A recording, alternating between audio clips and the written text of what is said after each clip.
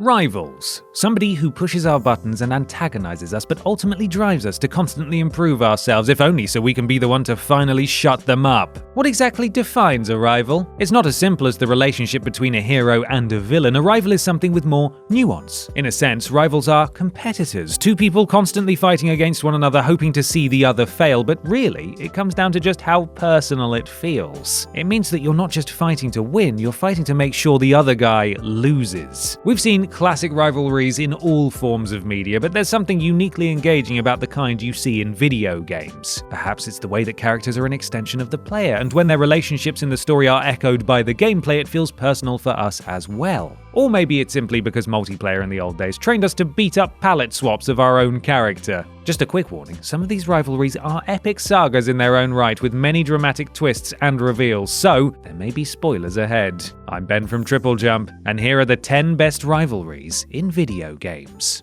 Number 10. Kyo and Iori, King of Fighters. Fighting games are chock full of classic rivalries. Ryu vs Ken, Scorpion vs Sub-Zero, Luke Skywalker vs Darth Vader. We could fill this entire list exclusively with fighting game rivals, but we've chosen to focus on that of Kyo Kusanagi and Iori Yagami from the King of Fighters series for a few reasons. Kyo and Iori are heirs to ancient families that once worked together to seal away the demon Orochi. But when the Yagami family grew jealous, they sold their souls in exchange for the power to defeat the Kusanagis, leading to a generational blood feud between the two. It's because of this feud that Iori has set his sights on taking out Kyo since day one. For his first appearance in the King of Fighters 95, Iori was literally the captain of a squad called Team Rivals. Bit on the nose. Iori has calmed slightly, emphasis on slightly, over the years, but his feud with Kyo remains so fierce that they'll join forces to take down a bigger villain, just to ensure that nobody else kills Kyo before Iori has a chance to beat him himself. In a way, they hated each other so much that they became friends because of it. Sort of admirable, really. Number 9. Sora and Riku, Kingdom Hearts. The Kingdom Hearts series is about, well, it's about a lot of things, frankly. It's about friendship, redemption, Disney princesses. Heck, we're pretty sure it's about time travel at one point, but the biggest theme of Kingdom Hearts' story, we think, is the conflict between light and dark. Sora and Riku are embodiments of that conflict. Sora as a symbol of light and Riku representing darkness. Their relationship swings back and forth between friends and foes at different points in the story, and they start out as childhood mates but find themselves on opposing sides when Riku is manipulated into serving the forces of darkness. Following his eventual redemption, the two become friendly rivals as they both seek out to become Keyblade masters. Sora and Riku were designed from the start to be the yin to the other's yang, and as such, their designs are intentionally complementary to each other. For example, the name Sora is also the Japanese word for sky, while Riku means land. Clever. Whether they're allies or enemies, Sora always seems to be chasing after Riku, either to rescue his chum or just to keep up in training. Riku represents Sora's goals and ideals, but also represents what Sora might become if he loses his way, making him the perfect foil for the plucky hero. Number 8. Sonic and Shadow, Sonic the Hedgehog.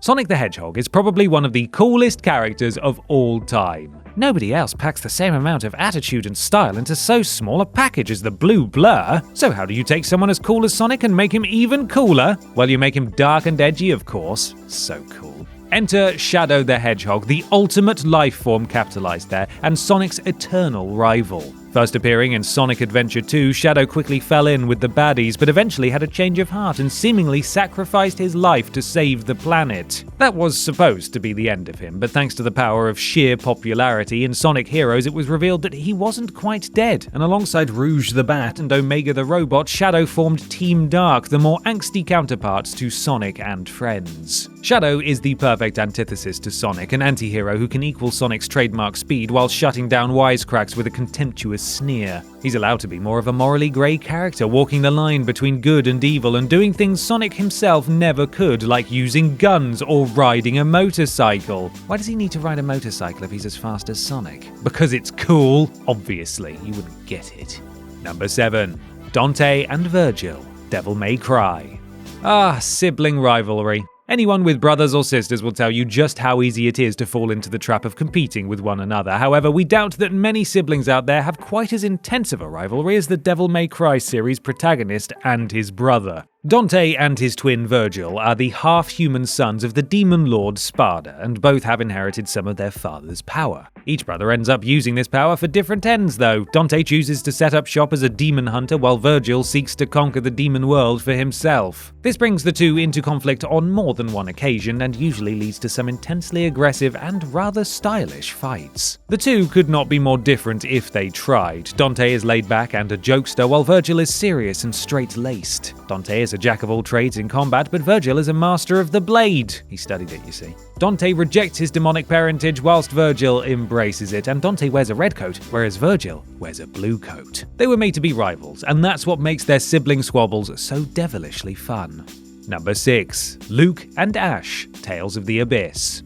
It's always rotten to feel like you've been replaced. It's a common experience when faced with something like a newborn younger sibling or a colleague who insists on calling all your other colleagues friend except for you. Ashton Matthews. Anyway, that's what makes it so easy to relate to Luke and Ash's relationship in Tales of the Abyss. Luke is little more than a lost child at the outset, a recovering amnesiac who's been confined to his house for years. Ash is a military commander, a general in the church's army with an eerie resemblance to Luke and the world's largest chip on his shoulder. The two get along like oil and water, even when they eventually end up on the same side. Once you find out the true reason behind their connection, it's hard to blame them. It's a tragic conflict with no clear-cut right or wrong. Ash has every reason to hate Luke, but Luke is by no means the guilty party. They're doomed to find themselves in conflict with each other regardless of what they do, and when two combustible elements like these are thrown together, there's only one way it can end: in flames. Number 5. Luigi and Waluigi, Super Mario.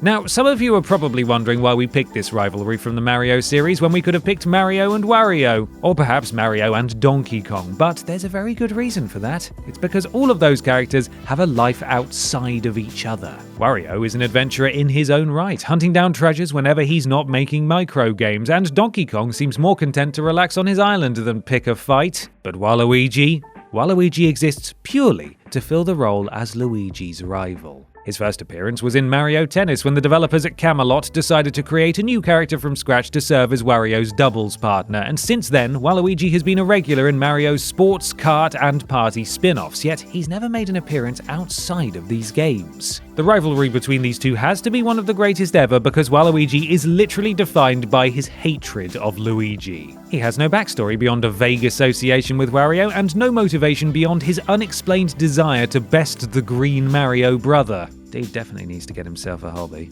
Number 4. Kiryu and Majima, Yakuza. Have you ever been annoyed by someone who keeps following you no matter how many times you ask them to stop? Or alternatively, have you ever annoyed someone by following them no matter how many times they ask you to stop? If you've been on either side, you can relate to Kiryu and Majima's relationship in the Yakuza games. Kazuma Kiryu, known as the Dragon of Dojima, is one tough cookie, a former enforcer of his crime family now back on the streets after a stint in prison. With such a checkered past, Kiryu certainly isn't wanting for adversaries, but none of them take the cake like Goro Majima. Initially taking an interest after Kiryu refused to fight him, Majima would become a recurring thorn in the dragon's side. Majima elevates the role of rival to an art form, with the extreme lengths he goes to just to fight Kiryu, even going so far as to interrupt him in the middle of a mini-game. The relationship between these two is best compared to a comedy duo, with Kiryu cast as the straight man and Majima the one trying desperately to get him to crack a smile, except he's usually using knives or baseball bats instead of just throwing a pie. Number 3. Phoenix Wright and Miles Edgeworth, Ace Attorney. It's a tale as old as time. Boy meets other boy, boy's father is mysteriously murdered, boy becomes a lawyer, other boy goes to law school to also become a lawyer, boy meets other boy again in a court of law, and there are ghosts involved somewhere along the line. Really relatable stuff. This is the story of Phoenix Wright and Miles Edgeworth, former friends turned adversaries in the court of law. These two legal eagles have a long and complicated history together, with much of their association taking place in the form of courtroom battles that see Phoenix, the naive rookie, cut down by the eloquent and aloof Edgeworth, only for Phoenix to do what he does best and turn things around at the last second. What makes this a great rivalry is just how satisfying it is to watch it develop. Their relationship has enough twists and turns to outdo even the soapiest of soap operas as we see Phoenix slowly chip away at Edgeworth's outer shell over the course of the story. Like fire and ice, they're the sort of adversaries who could fight forever and create sparks every time. It's been over 20 years since they first faced off in court, and if they wanted to go for another 20, there'd be no objections from us. Number 2. Red and Blue, Pokémon. If there's one thing we've proven with this list today, it's that red characters and blue characters are natural enemies. But what about a rivalry between two characters literally named Red and Blue? We are referring, of course, to the default name for the protagonist and his rival in the first generation of Pokémon games. Right from the very beginning of the games, the player's avatar, known as Red, is matched up against their snotty next-door neighbor, Blue. Blue does everything in his power to antagonize Red. He insults them, constantly one-ups them at every turn, and even deliberately chooses a starter Pokémon with a type that Red's starter is weak to. He's a constant obstacle in Red's path right to the very end, when he becomes the Pokémon League champion mere moments before Red reaches that level himself. For many gamers out there, Blue is probably the first character that comes to mind when they hear the word rival. The concept of a rival practically became synonymous with Pokémon as a recurring aspect of the series, but none seemed to hit quite the same high notes as the rivalry players experienced with Blue, which will go down as one of the all-time greats. Number 1. The Mishima family. Tekken. No matter how awkward your family dinners are and how badly you want to pick a fight with your rude uncle during the holidays, no family has ever been quite as dysfunctional as the Mishimas. I mean, your family might be bad, but at least you've never started a world war over it. It all begins with Heihachi Mishima, the megalomaniac president of the Mishima Zaibotsu and father of Kazuya. Upon discovering that his son possessed the devil gene, an inherited ability that granted demonic powers, he did what any responsible father would do and threw his son off a cliff. This ignited a never-ending cycle of vengeance and cliff-throwing between Heihachi, Kazuya, and eventually Kazuya's own son, Jin. None of them are really Father of the Year material, to say the least. It would be enough for 3 generations of Mishimas to be at each other's throats, but what sets this rivalry apart is the way it pulls everyone else into its orbit. Half-brothers, cousins, adopted sons, great-grandfathers, and possibly undead mothers are all sucked into the black hole of hatred at the center of this family feud that eventually escalates into full-on military conflict. God, if there's a moral to the story of Tekken, it's that nothing good ever comes from throwing people off a cliff. I know it's tempting, I know it looks fun, but don't do it.